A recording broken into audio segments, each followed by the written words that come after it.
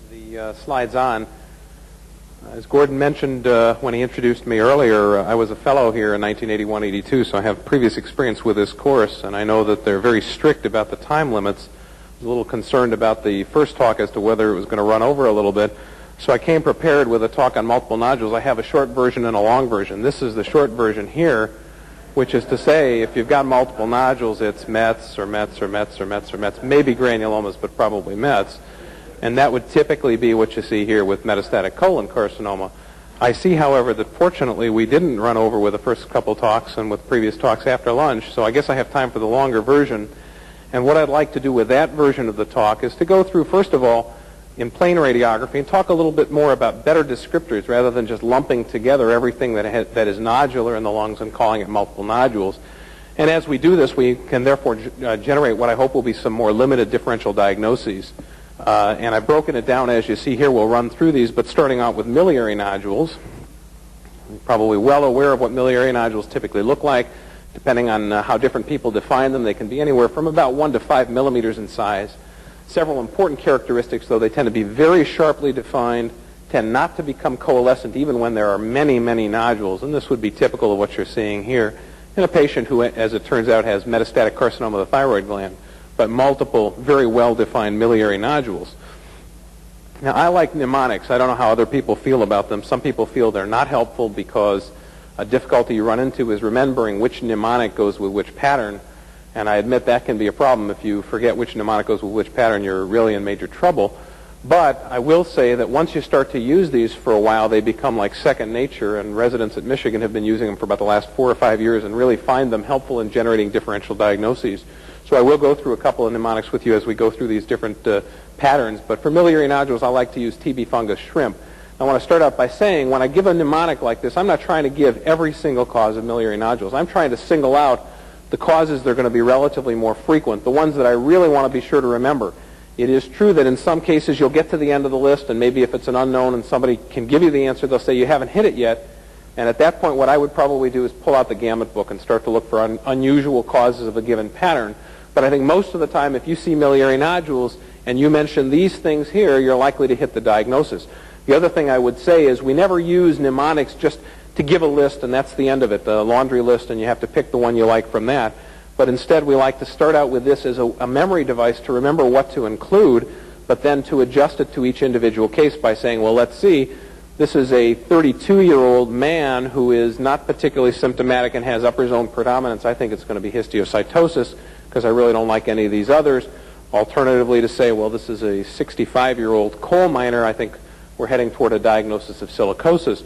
But I think you have to take into account the age, the sex, the clinical information that you have in order really to use these correctly. TB fungus shrimp, as you've probably all had time to look at now and as is also in the syllabus, stands for sarcoid, histiocytosis, rheumatoid, a sort of an idiopathic miscellaneous category, metastatic disease, particularly thyroid carcinoma, and then to a lesser extent renal cell, because most metastatic disease will produce the more typical nodular pattern that I've already shown once and will show again. That is that from a given tumor, there are 2 metastases in January, 1 in February, 4 in March, 3 in April, and so some nodules are big, some are small. With miliary disease, you are implying that you've probably had a large shower of something in the bloodstream all at one time, and most tumors don't behave that way, but thyroid especially, and then to a lesser extent renal cell will on occasion do that. And then finally, as I've mentioned, pneumoconiosis, especially silicosis, belongs on this list. By the way, the case that was up on the right was miliary TB. Now, you can also look at this from a different standpoint and say, what about calcified miliary nodules? And that really changes the differential. And this is a typical example of what we see. Calcified nodules, all about 3, 4, 5 millimeters in size throughout the lungs. In that case, you have a different differential diagnosis. TB usually does not do that. But histoplasmosis, in our experience, is the most frequent, and old chickenpox pneumonia would probably be the next most frequent cause of calcified miliary nodules. I suppose it can occur in cocci, maybe in other viral pneumonias similar to chickenpox. And then once in a while, with a far advanced case of hemosiderosis, you'll get miliary calcifications, but I'd say that would be the least common of these in my experience. Now, as opposed to that, let me go on to a different pattern, which is alveolar nodules. And in contrast to miliary nodules, just as a general rule, we would say, first of all, that alveolar nodules tend to be larger. They're about 10 to 15 millimeters in size. They tend to be very ill-defined, and they tend to become very coalescent early on. So these are all very different from what we saw in miliary. And these are examples. These nodules are a little bit bigger, they're quite fuzzy, and in many areas they've already blended together just to form a big patch of alveolar disease. And truly, alveolar nodules can be seen in any cause of alveolar disease. This happens to be bronchogenic spread of tuberculosis, but anything that causes alveolar disease can do it. So let me give you a couple of brief differentials for alveolar disease. First of all, if you're dealing with alveolar disease acutely, it's pretty easy. It's probably blood or pus or water. It's going to be pulmonary hemorrhage or pneumonia or pulmonary edema. And in my own experience, pulmonary edema is not usually extremely nodular. So this alveolar nodular pattern probably takes you in most cases away from pulmonary edema and makes pneumonia or hemorrhage a little bit more likely. I would never say never, but I think it becomes less common. As far as chronic alveolar disease goes, we have another mnemonic, TB fungus Dallas, and the Dallas stands for desquamative interstitial pneumonitis, alveolar cell carcinoma, and lymphoma, which are two neoplasms that have many similar manifestations in the lung, lipoid pneumonia, alveolar proteinosis, and sarcoid. And again, I suppose any of these could give you alveolar nodules, although of these probably TB fungus and carcinoma and lymphoma would be the ones I would probably, and sarcoid, I would single out. I guess anytime you say TB and fungus, you also ought to mention sarcoid. Looking at now just the standard nodules, and perhaps being a little bit less sarcastic than I was in the first slide, I would acknowledge the fact that there is a differential diagnosis for multiple plain old nodules of varying size, but I would definitely put metastases up at the top. I would make sure if somebody was showing me a case of that was the first thing out of my mouth, because it's not only the most important thing, but probably by far the most frequent cause of multiple nodules. However, you can obviously have multiple non-calcified granulomas. We've seen an occasional case of multiple hamartomas, although in a case like that, you're not generally talking about 15 or 20 nodules, you're talking about 2 or 3 nodules. Rheumatoid nodules may present as multiple nodules, sarcoidosis, and Wegener granulomatosis. So I think you can generate something of a differential diagnosis, but you should emphasize when you see multiple nodules like these, varying in size, in somebody with a pretty prominent left neck mass, that you think it's probably thyroid carcinoma with metastases in the lung, and in this case you'd be right. One thing that sometimes comes up as you look at cases of multiple nodules is clinicians will come by and say, here you've got 2 films, and given the time interval between them, can you tell me if this is more likely benign or malignant? I would say as a general rule, I think we can make a guess. I think if you have a film that's normal today and an abnormal film in 3 days with multiple nodules, that's probably not metastatic disease. That's a little bit too fast. Certainly if you have no films for about a 6-month interval and then you develop multiple nodules, you can't really make a prediction, because obviously that's plenty of time for metastases to have developed, but you don't know when the nodules developed, and it could also be something acute like multiple lung abscesses. But I think one thing we should be aware of is that metastases may progress at a rate a little bit more rapid than we might otherwise guess. Now, 2 or 3 days, probably not, but here are 2 films on the same patient, one from February 22nd, one from March 22nd. This happened to be in a non-leap year, so they're exactly 4 weeks apart. This one really looked normal prospectively and even retrospectively, and by the follow-up film there are definitely multiple nodules. This patient had prostate CA, and these were biopsy-proven metastatic prostate CA. So 4 weeks is a little bit fast. Prostate is not a tumor you typically think of as being this aggressive in producing lung nodules, but it did here, and it should keep you mindful of the fact that that's not too short an interval for metastatic disease. Also important when you're looking at what you think are standard lung nodules to realize that some of them are not really lung nodules at all. I think if you're up close, it would be a little bit easier to see that there are several relatively focal things over the lungs that look like lung nodules, but if you're able to see at all the skin of the upper abdomen, you realize this is a patient with neurofibromatosis, and these are actually all neurofibromas on the skin projecting over the lungs. It's clearly more often a problem when you see what you think is one nodule, because in that case it may well be a skin lesion, something you have to go back and check the patient for, but even once in a while with multiple nodules, it'll turn out that they're all outside the chest. Now, shaggy nodules would be a sort of an extension of alveolar nodules. That is, with alveolar nodules, we were talking about something in the size range of 1 centimeter or maybe 1.5 centimeters. With shaggy nodules, we talk about many of the same features, except now the nodules are bigger. Although this one didn't drop all the way, I think you can see pretty well that there are multiple nodular lesions, some of them quite large, and yet all of them kind of fluffy and ill-defined. And that appearance is well explained by the CT in this case, where you can see some of them have frank air bronchograms, and many of them have a little bit of alveolar disease or fuzziness around the edges. This one turns out to be lymphoma, And many of these, again, are on the same differential list that we've already talked about for alveolar nodules, but in particular, I guess I'd mention alveolar cell, fungus and TB, lymphoma, and sarcoid. We don't see a lot of pneumoconiosis in Michigan, although from my experience as a resident in Cincinnati, that also occasionally looked like that. One thing I will point out, I think everybody should be aware of or knows about the fact that metastatic choriocarcinoma sometimes causes bleeding into the lung around the lesions, and so those nodules are said sometimes to be fuzzy. I've seen a few cases of metastatic choriocarcinoma in the lungs that have never had that appearance, and I'm wondering if the cases that you see in the various publications, journals, and books are really all the same case that's been passed around, because I don't really believe that's a real frequent appearance, but it is supposed to be relatively pathognomonic when you see it. So fuzzy nodules, if it's a patient who's known to have malignancy, think about choriocarcinoma, even though none of us in this room will probably ever see a case on the hoof. Calcified nodules would also have a somewhat different differential diagnosis, and these are some examples, multiple nodules, most of which have some reasonably obvious calcification in them.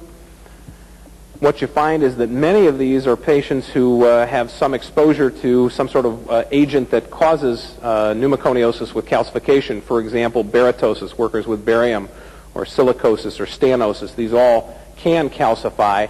The case I've just shown you is actually an example of amyloidosis, because I have a real interest in that on my own, but that's not a very common cause. Multiple granulomas, although again I think we just saw the case I showed had 50 to 100 nodules. You wouldn't typically expect to see that many calcified granulomas in the lung. Same thing with hamartomas. Some metastatic disease, though, has a predilection for calcifying, and that certainly should be kept in mind. Of these, I think the sarcomas, like osteosarcoma, chondrosarcoma, etc., are more likely to give you multiple visibly calcified nodules on plain films. It would be less common with the various mucinous adenocarcinomas, breast, colon, ovary, or thyroid. But if you do a lot of CT, you will sometimes see a case with multiple nodules on plain films that do not look calcified, and then at CT you can see that they are somewhat calcified. So it is important to keep in mind these other metastatic tumors that may in fact give some calcification in the nodules. Cavitary lesions have a somewhat different differential. I think you can see some of these as being cavitated. It'll be more obvious in a minute. I have another slide that shows this exact same case to better advantage. I have a mnemonic in the syllabus, which I don't have up here, and that is for cavitary lesions, it's cavity, C-A-V-I-T-Y, although some of those are more likely with a single cavity than they are with multiple. But the cavity stands for cancer, which is on this list as metastatic disease, autoimmune, which is not on this list because they're not as common, but certainly should be considered. Wegener granulomatosis or rheumatoid nodules, for example, may cavitate. Vascular, which could include septic emboli, lung abscesses, and could also include bland emboli. Infectious, and I guess here abscesses and granulomas both fit into that category. Traumatic, and traumatic would more commonly be single or just a few rather than extensively multiple. And finally, the mnemonic breaks down a little bit. The Y stands for young, to remind you of congenital abnormalities such as, for example, bronchogenic cyst or sequestration. But again, those would usually be single. On the other hand, bullae perhaps would fit into that same mnemonic. And here you can see a patient with multiple cavitary lesions, and these turned out to be a patient with septic emboli, multiple septic emboli that cavitated. As far as metastases that cavitate, since metastases were an important entry on that last list, most people know that squamous tumors often cavitate, and in fact, if you took all patients who had cavitary metastases and enumerated them, probably most would be squamous primaries. But other people believe that sarcomas actually have more of a predilection to cavitate. They're just not as frequent in the overall population as the squamous tumors. So certainly a patient with osteosarcoma may well present with a spontaneous pneumothorax because a cavitary lesion ruptures into the pleura. And in fact, I would remind you that any tumor can really cavitate. I've seen cavitary melanoma, I've seen cavitary testicular tumors. This happens to be a head and neck squamous carcinoma, and clearly shows very nice cavities. But really, if you have any primary and you have multiple cavitary nodules, I think the burden of proof is on the person who says, oh, well, because they're cavitated, they can't be metastatic disease. The mural nodule is a slightly different type of cavity, and the reason it's different is that it contains some tissue in the center, but the tissue doesn't seem to shift with gravity. This is actually an appearance that has been described by a variety of names, the bullseye sign, the target sign, the air crescent sign. But in particular, I want to emphasize in patients like this, I'm going to show you, I think, a couple of them, that you've got multiple cavitary lesions, you've got tissue in the center, upright view, and yet there's still lucency at the bottom. So this thing is not dropping to the most dependent part of the cavity the way you would otherwise expect tissue in the center of a cavity to do.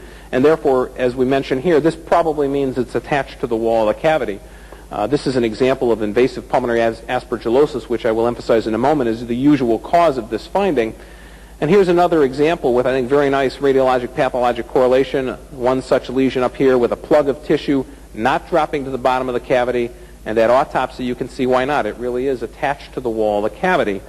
Now, there's a lot of confusion about this. We talk to our clinicians in the hospital, and when they hear this, they think we're talking about fungus balls.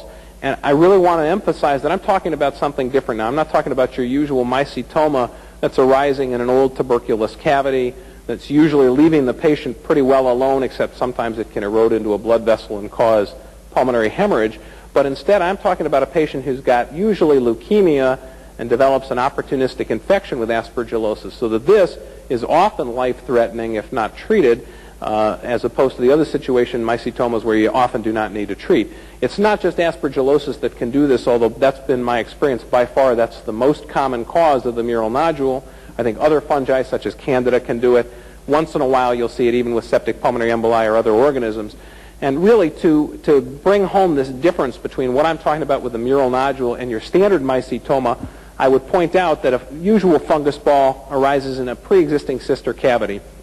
Most of the patients with a mural nodule appearance I've just illustrated have recent previous normal chest radiographs, totally normal, and then all of a sudden, out of nowhere, they develop patchy lung disease, which becomes more nodular and finally shells out in the way that I've just shown you. Another important point is that if you change the patient's position, the typical fungus ball will shift with gravity, and the usual mural nodule will not. Of course, there's always a problem when you're talking about something like this, because once in a while fungus balls become attached or even start out attached to the wall of the cavity they're in, and they may not shift. Alternatively, it's well known that invasive pulmonary aspergillosis has a real predilection for involving pulmonary vessels. It may well cause infarction of the lesion, and if the base of that mural nodule infarcts, then the piece may break off and start to float around. So this middle criterion is not absolute, but as a general rule, fungus balls do move. Opportunistic aspergillosis with mural nodule does not move around. Finally, if you resect this thing, although you typically do not resect them in patients with leukemia and invasive aspergillosis, but if you either resect or see them at autopsy and examine what's inside the cavity, in a fungus ball, all you usually find is mycelia. If you look at instead a mural nodule in one of these lesions, you will find mixed in with the fungus lots of necrotic lung. So that, again, is a major difference between the two, something to keep in mind to help you distinguish these. I'd like to talk a little bit about a comparison of modalities. We're using predominantly chest radiography and computed tomography these days, although any discussion of multiple nodules still has to mention conventional tomography, because a lot of the studies in the last 5 to 10 years have used that as one of the things that they're differentiating. So first of all, just in a matter of size limitations, I mean, this is not absolute, but as a general rule, I feel pretty comfortable in many cases diagnosing lesions down to about 1 centimeter in size with a chest radiograph, but not very comfortable about diagnosing smaller lesions except when they're multiple, like miliary nodules are. Tomography certainly takes that size limitation down further, and then beyond that, CT does even better, perhaps down in the 2 to 3 millimeter range relatively reliably, and that's not even doing high-resolution CT. Now, perhaps as a consequence, the sensitivity of CT is clearly the best of any of the modalities we've been working with. It is much more able to detect nodules than any of the other modalities. But the flip side then is that because plain chest radiography is missing some real small nodules, many of which are either insignificant or benign, it probably has the best specificity of these studies. But I would emphasize, and I put a question mark here, there's nothing about plain chest radiography intrinsically that makes it more specific in evaluating lung nodules. It just happens to have the advantage of missing a lot of the small lesions. And in fact, it's a very controversial subject as to what is the nature of the nodules that are missed by plain films and then seen by CT. If you looked at the early studies, it would suggest that almost all of them were benign. They were intrapulmonary lymph nodes or granulomas or scars and not significant nodules. But in fact, a recent study by Lipschitz and a colleague looked at this same issue, again, in a bunch of resected nodules, and found that most of them were metastatic disease. So maybe with time, the statistics will have to change, and we'll have to turn around and say CT is actually both more sensitive and more specific. I don't know what will ultimately come out of that. A series with surgical proof confirms something else important, which is a little bit scary as we look at these various modalities. That is, CT misses plenty of nodules too. So we don't have a good radiographic gold standard, and you have to look very critically at any series to find out what exactly they were using to establish proof. Because again, patients who have CT and then ultimately go to surgery or autopsy, it's quite clear that we're missing a good number of lesions as well as detecting a good number of lesions. Now, if you're thinking of comparing modalities, I think there are a few important things to keep in mind before you choose an approach as to how you want to go after things. First thing is that although we know tomography is better than plain chest radiography at trying to find small nodules, in two pretty good series looking at breast carcinoma and melanoma specifically, if you had a normal chest x-ray and you went ahead and did tomography, it was very low yield. So even though tomography is better in the clinical situation, that may or may not make a difference. Certainly it's important to establish in everybody's mind that it's no big deal if you've already picked out 12 nodules with plain films to be able to find 17 with CT, because the difference in that case is nothing. It doesn't change therapy at all. So once you've established the presence of many nodules, it doesn't matter how accurately you can count them in most cases. But it is generally important to be able to distinguish a patient who has no nodules versus one who has some nodules, because you're talking about no metastatic disease versus metastatic disease. Also important to distinguish a patient with one nodule from somebody who has more than one nodule, because if you really have one nodule, in many cases you're more worried about bronchogenic carcinoma than you are about metastatic disease. It is sometimes important to actually count nodules, particularly if you're talking about a small number 2, 3, 4, 5, because in some primary tumors such as renal cell and osteosarcoma, there is still some push from the thoracic surgeons to go ahead and resect individual nodules with the thought that either the patient will do better or that perhaps cure is still possible. So these, I think, are things you need to think about before you choose the approach you're going to use. Now, I'd like to spend the last part of this talk specifically concentrating on computed tomography. We've looked at this from a few different standpoints, how to approach lesions, and also whether you can predict what the nature of nodules is going to be once you detect them with CT. As we had started to study this issue, we realized that there was only one morphologic appearance we had seen in the past that gave us a reasonably good clue about what entity was going on, and that was pulmonary emboli, which we'd only seen in one case in 4 years. What we saw, not surprisingly, is peripheral triangular focal opacities. So that's a pretty good diagnostic tool, but as far as establishing the etiology of other nodules, we really hadn't looked at it that carefully. So we did a study where we looked at a year's worth of cases. It turned out to be 137 patients who had 3 or more nodules. That was the way we set it up, 3 or more focal lesions in the lung. And it turned out that at least in this series, 3/4 of them were malignant. So it goes along with our general gestalt of what's going on with plain films. Multiple nodules usually means Mets, and then you start to think about other things. Now, a couple of interesting things came out of this study. One is that in half the patients who had concurrent chest radiographs, the nodules were not visible on the concurrent chest radiographs. So that's a little bit scary, and again, changes the way we approach things a little bit. Proof was a real problem in this series, and some of the series I've cited in the literature have specifically used autopsy or surgical data only. I don't think that's practical in real life, because there are an awful lot of patients who have nodules who never have any biopsies. It's just assumed that if they have other evidence of metastatic disease and that they've got lung nodules, that they'll be treated as though those are metastatic nodules. And if those things go away as the rest of the tumor is going away, it's assumed they really must have been metastases. We did have in our series about 1/4 of cases proven by either autopsy or biopsy, although one thing I will point out that you also need to keep in mind in any series that relies on percutaneous biopsy or other biopsy is that the assumption is made when you biopsy a nodule that every nodule in the chest is the same etiology. This may well be a dangerous assumption in some cases. We had a patient who had squamous cell carcinoma of the middle lobe and had 3 other nodules. This one is a hamartoma. This one is a granuloma, and that's another hamartoma. So making that assumption is not necessarily a safe thing to do.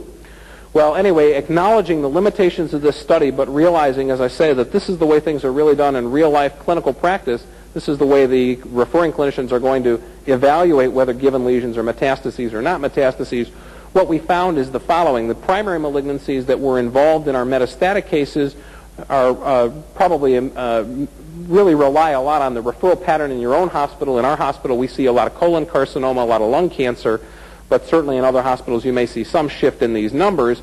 The benign etiologies, some of them were really just unspecified benign. That is, they stayed the same. They were never biopsied. Nobody has any idea what they are, but since they're not growing, they're okay. We did have 7 that were proven to be granulomas, 7 that were shown to be scars, a couple of cases of sarcoid, and then some other etiologies. And here are a couple examples of the types of things we saw, really very similar morphology in a sense. In this case, this one's Hodgkin disease and this one's sarcoid, but really maybe it's the other way around. Maybe I've forgotten, and this one's sarcoid and that one's Hodgkin's. The point is that sometimes the malignant ones and the benign ones looked very much alike. We tried to identify some key features at CT that would really allow us to predict with statistical significance and some confidence that what we were dealing with was either benign or malignant.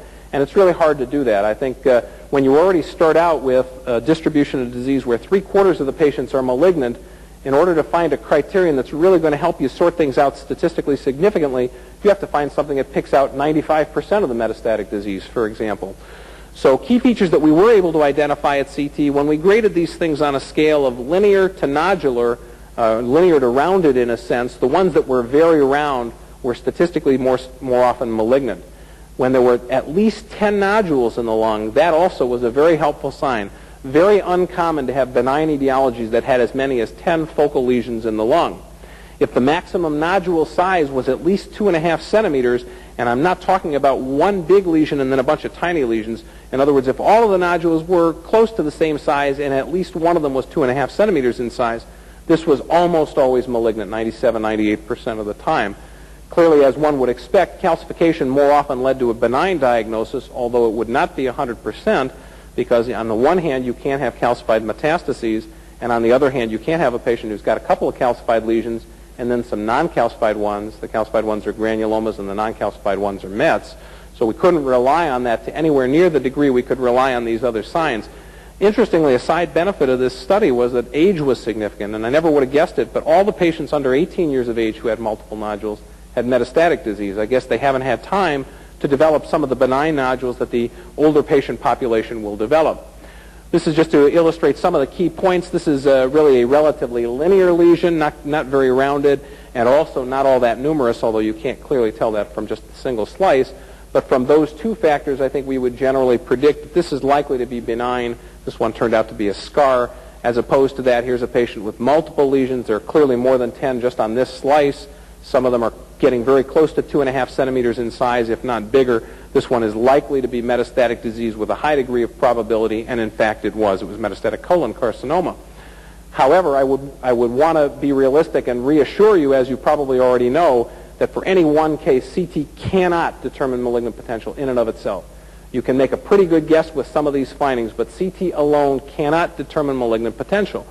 So the question is now, how should we approach things? Well, I think first of all, pretty clear. Chest radiography is a pretty good screening tool for parenchymal pulmonary metastases, but knowing what we know about nodules missed by chest radiography and detected by CT, and how in recent series many of them are metastatic, I think it is not unreasonable to go ahead and do a CT scan, even with a normal chest radiograph, if you have a primary neoplasm outside the lung that often spreads to the lung. I think that's at least reasonable to start out with. Percutaneous aspiration becomes a very important adjunct in patients with potential metastatic disease. It may or may not be as important an adjunct if you just have one nodule, and it might be bronchogenic carcinoma. In our own institution, the surgeons like to biopsy those by the open approach, whereas in other institutions, they're often biopsying those. But certainly when somebody's got multiple nodules, percutaneous aspiration is very helpful, because if you can establish that you've got metastatic disease, the patient's not going to be subjected to surgery and instead will have some other form of therapy. And then finally, what do you do then when you have multiple nodules detected at CT? I think if you have a known underlying malignancy, no matter what the appearance of the nodules, if the presence of pulmonary metastases would alter therapy, I think that something's got to be done, and usually it's got to be done pretty quickly, either with percutaneous biopsy under fluoroscopic or CT guidance, open biopsy when the index of suspicion is high and the lesions are very small, or at the worst, close interval follow-up, and I'm talking about maybe in 4 to 6 weeks to see if the nodules change at all. If you have no known underlying malignancy, but you have features that are very suggestive at CT of metastatic disease, such as extremely rounded nodules or multiple nodules of more than 10 or a big nodule, 2.5 centimeters or more, I think the first thing to do is go back to the patient, do a careful history and physical and appropriate laboratory studies to try to rule out occult malignancy, because you would be surprised, even though referring physicians are trying to be careful about their histories and physicals, how much better they do once they really have a reason to suspect there's an underlying tumor, and they may well be able to find it in that setting. If you have low-grade nodules, particularly when the patient does not have a known underlying malignancy, I think interval follow-up is probably going to be the most useful thing to do. I don't think you want to pursue those particularly aggressively, and certainly if there are comparison scans available, that's always very helpful to have. I thank you for your attention.